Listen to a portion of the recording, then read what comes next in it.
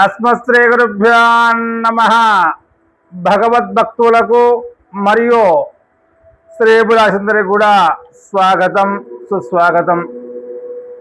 ఈ వారం రాశి ఫలాలు 5/7/2026 ఆదివారం నుండి 11/7 శనివారం వరకు మీనరాశి వారి యొక్క గ్రహచార గోచార ఫలితాలు చూద్దాం. ఈ వారం ఉద్యోగస్తులకందరికి కూడా అనుకూలంగానే ఉంటుందని చెప్పుకోవచ్చు. పెండింగ్లో ఉన్నటువంటి పనులన్నీ కూడా పూర్తయ్యే అవకాశాలు ఉన్నాయి. ఉన్నతాధికారుల నుండి ప్రశంసలు పొందవచ్చు.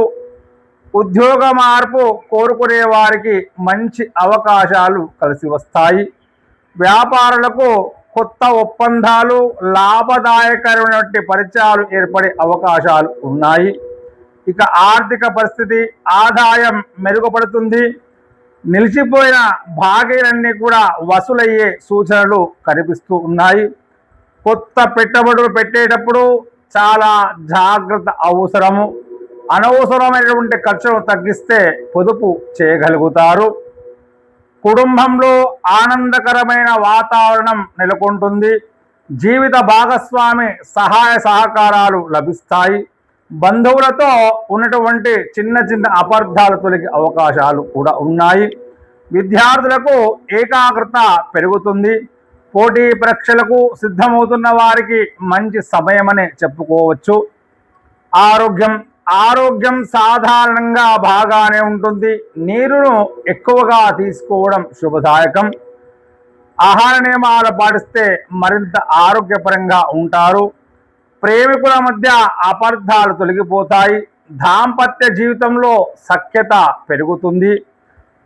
అవాహితులకు వివాహ సంబంధాలు ముందుకు సాగే అవకాశాలు ఉన్నాయి. ఈ వారం అదృష్ట సంఖ్య 3, అదృష్ట రంగు పసుపు, అదృష్ట రోజు గురువారం. చేయవలసినటువంటి పూజలు: ప్రతిరోజు కూడా శ్రీ మహావిష్ణువును స్మరించి విష్ణు సహస్రనామ పారాయణం చేయండి. గురువారం రోజున శ్రీ బృహస్పతికి పూజలు చేసి పసుపు మాల సమర్పించండి.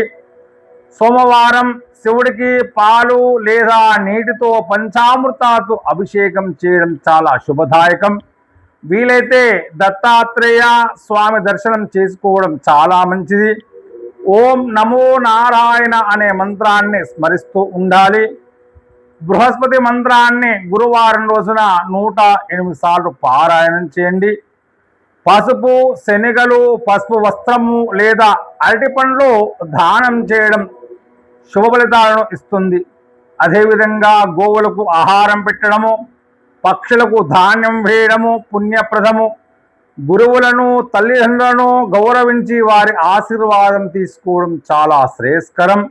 ఈ వారం మీనరాశి వారికి ఆధ్యాత్మికంగా, ఆర్థికంగా పురోగతి సాధించే అవకాశాలు ఉన్నాయి.